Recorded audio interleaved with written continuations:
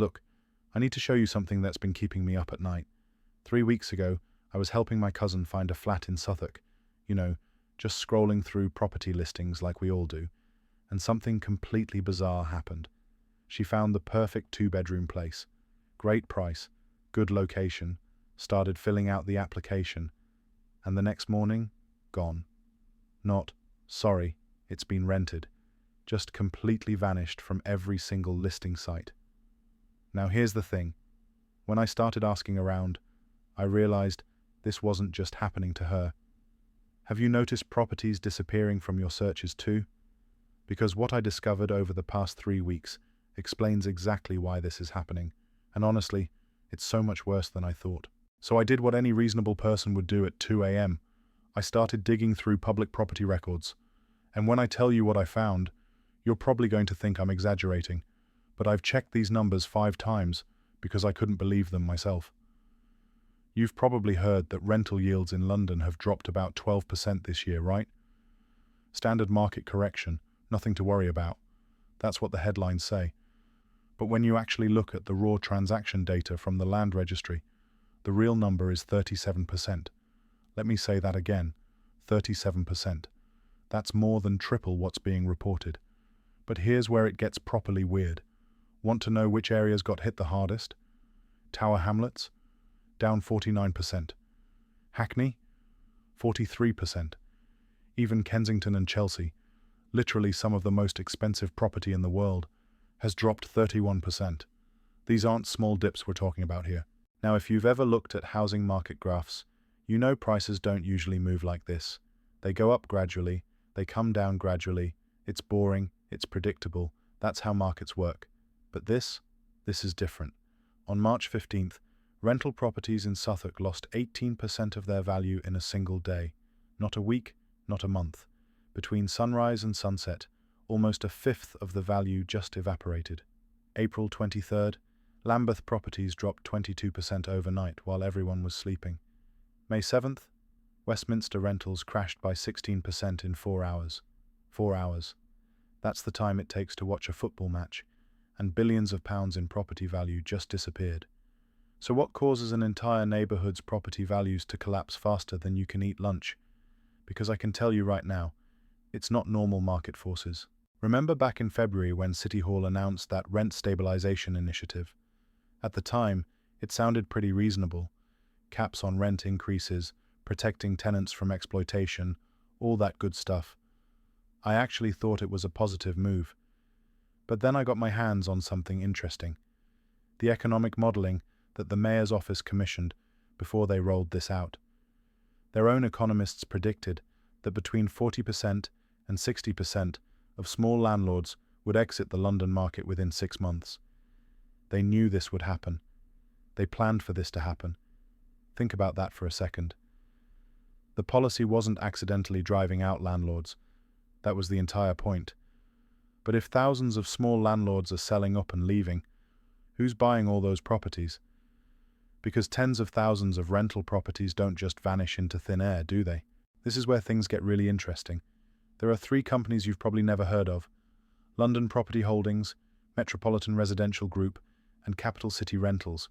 Between them, they control over 40,000 rental properties across London right now. Now, big companies buying property isn't exactly shocking news.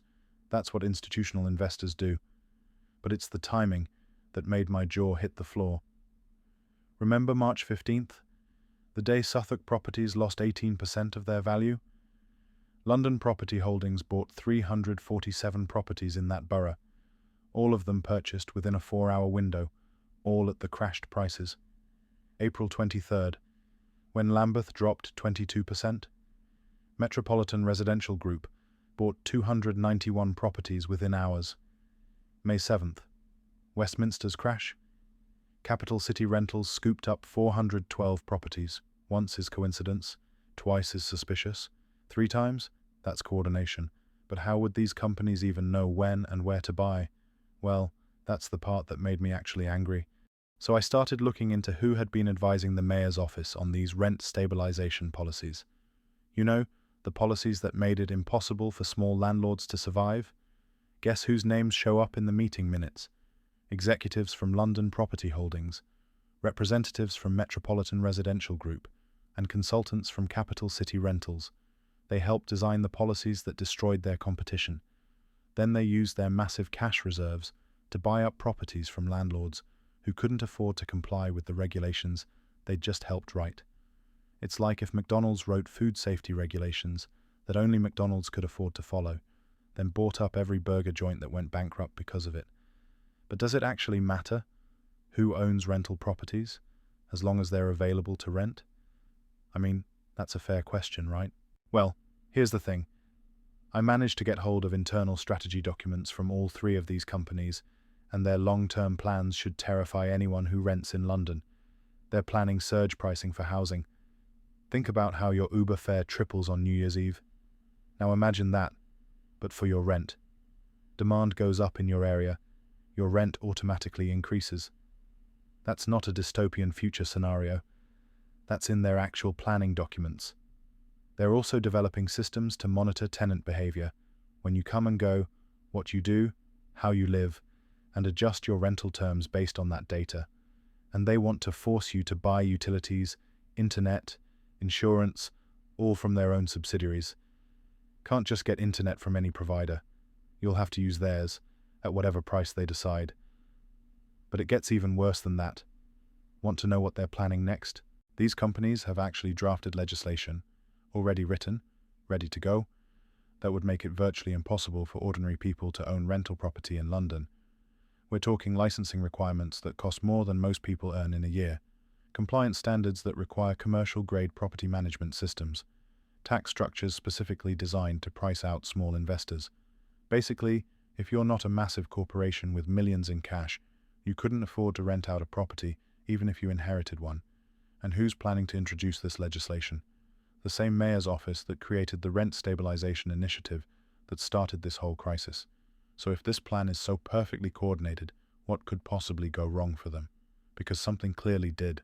About 3 weeks ago, something happened that nobody expected. A massive investment fund called Global Housing Partners, the main money behind all three of these companies, suddenly decided to dump their entire London property portfolio. 12,000 rental properties flooded onto the market simultaneously. Why? I don't know. Maybe they got spooked. Maybe they needed cash for something else. Maybe someone there grew a conscience. But when they pulled out, the whole house of cards started collapsing. The three companies that had been strategically buying suddenly had to start panic selling instead. The coordinated purchases stopped, and the market went into absolute free fall. I've seen emergency briefing documents from late October. Rental property values dropped 15% in a single week. Even luxury penthouses in Mayfair were losing value daily. The crisis they engineered to eliminate small landlords was now threatening to destroy the entire rental market they were trying to control. And how do you know they're panicking? Well, let me show you what they're trying to hide. Remember back in February when City Hall announced that rent-stabilisation initiative? At the time, it sounded pretty reasonable. Caps on rent increases, protecting tenants from exploitation, all that good stuff. I actually thought it was a positive move. But then I got my hands on something interesting. The economic modelling that the mayor's office commissioned before they rolled this out. Their own economists predicted that between 40% and 60% of small landlords would exit the London market within 6 months. They knew this would happen. They planned for this to happen. Think about that for a second. The policy wasn't accidentally driving out landlords. That was the entire point. But if thousands of small landlords are selling up and leaving, who's buying all those properties? Because tens of thousands of rental properties don't just vanish into thin air, do they? London has lost over 60,000 rental properties in the past 6 months. Not lost to demolition or conversion, lost because landlords sold up and left the market entirely. What's left? Increasingly controlled by a handful of large companies, which means exactly what you'd expect. Fewer choices for tenants, higher prices for what remains, and a rental market that's more expensive and less responsive than it's been in decades. If you've been searching for a rental lately and thought, this seems impossible, well, now you know why. The market didn't just get tighter naturally, it was deliberately engineered to be this way. But here's the thing, the cover-up is starting to fall apart. Want to know why? Because too many people have noticed what's really going on. Landlord groups are launching legal challenges, tenant associations are demanding answers, even some MPs are finally asking uncomfortable questions about the connections between policy changes and institutional purchases. But the most effective resistance is coming from somewhere unexpected: estate agents and property professionals. The people who see transaction data every single day. They know which companies are buying in coordination. They understand these crashes aren't random, and they're starting to speak out. I've been contacted by over 40 estate agents, property managers, and industry professionals who want to expose what they've witnessed. They're providing transaction records, company communications, internal documents that prove the coordination, and they're organizing an information campaign to make sure London voters understand what's been done to their housing market. So what actually happened here? Let me break down the whole scheme. Here's the full picture. This wasn't market forces or Brexit uncertainty or any organic economic trend. This was deliberate policy manipulation designed to transfer property ownership from individuals to corporations. The rent-stabilisation initiative was designed to force small landlords out. The institutional investors who helped write these policies then used their cash reserves to buy up distressed properties at massive discounts. They coordinated purchases to create artificial crashes, driving prices down further before buying in bulk. And now they're planning legislation that would make their market dominance permanent. The mayor's team is panicking because the crash has been too severe to hide. But the damage is done. London has lost a massive portion of its rental housing stock, and what remains is increasingly controlled by companies with monopoly power and political influence. Higher rents, reduced choice, corporate landlords with zero accountability to local communities. So what can actually be done about this? London's next election is coming, and voters deserve to know the truth about how this crisis was created. If you've been affected by this, if you've watched rental options disappear, if prices have spiraled beyond reach, if you've wondered why the market seems rigged against ordinary people, now you know why. Share this with everyone you know who's trying to find housing in London. The more people who understand what really happened, the harder it becomes for those responsible to avoid accountability. And stay tuned, because I'm going to keep following this story as it develops. There are more documents coming out, more people coming forward, and this is far from over. Because if we don't expose what happened to London's rental market, this same playbook will be rolled out in cities across the entire country. Don't let them get away with it. Please hit subscribe if you want to hear more property news. Share if this has affected you or anyone around you. Like to help this push further in the algorithm, and finally share your comments below.